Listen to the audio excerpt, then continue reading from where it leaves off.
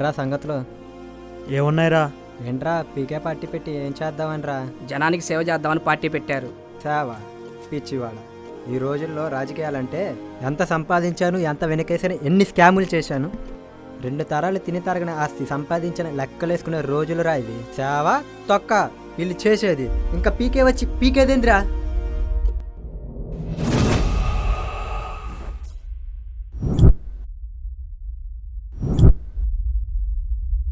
విప్లవం ఒక్కడితోనే మొదలవుతుంది. విప్లవం వెనుక వివాదాలు ఉంటాయి.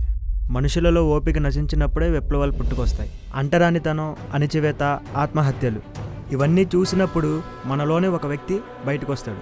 దాని నుంచే విప్లవం పుట్టుకొస్తుంది.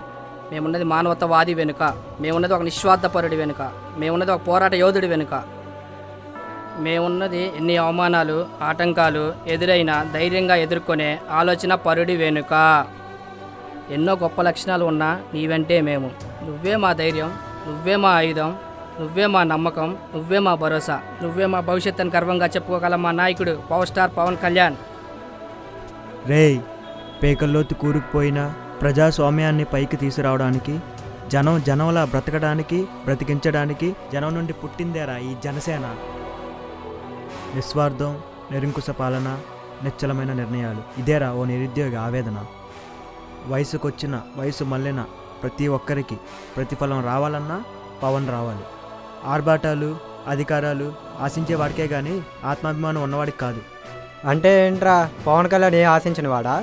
ఆశించేవాడే అయితే అన్న ప్రేమను కాదనుకుని జనంలోకి వచ్చేవాడా? జనసేన పెట్టేవాడా?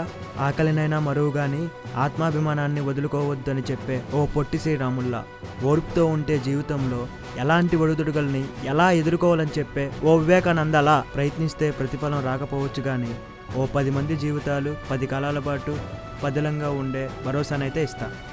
భగత్ సింగ్ బతికించాలనుకున్న బ్రతుకులు చూడలేకపోయాం. ప్రజలు కావాలనుకుంటున్న పవన్ కళ్యాణ్ పాలన మాత్రం చూడాలి. అరే, నేను చెప్పేది వినంట్రా. జిల్లాకి 3 సీట్లు చొప్పున 13 జిల్లాలు, 40 సీట్లు టార్గెట్. ఒక్కొక్క నియోజకవర్గానికి 5 నుంచి 6 మండలాలు. ఒక్కొక్క మండలానికి 25 మంది మెంబర్స్ వర్క్ చేస్తారు.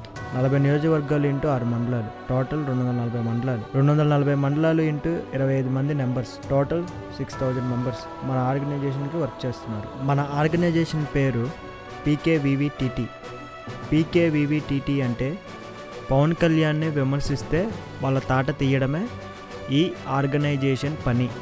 సాయం చేయమన్న వాళ్ళు సాయం పొంది పవన్ కళ్యాణ్ని ఈ రోజున విమర్శిస్తుంటే చాలా బాధ వేస్తుంది. సాయం చేసి ఈ రోజుల్లో నేనేదో పీకే అని చెప్పేవాళ్ళు ఎక్కువ. నేను లేకపోతే వాళ్ళు లేరు అని చెప్పేవాళ్ళని చూసాం. కానీ సాయం చేసి ఏమీ ఆశించిన వాళ్ళని ఎప్పుడైనా చూసారా?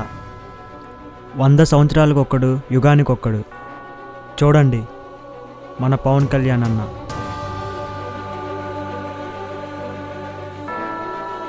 ఏపీలో 40 సీట్లు గెలిచి మన పవన్ అన్న అసెంబ్లీలో ఉండాలని కోరుకుంటున్నాను.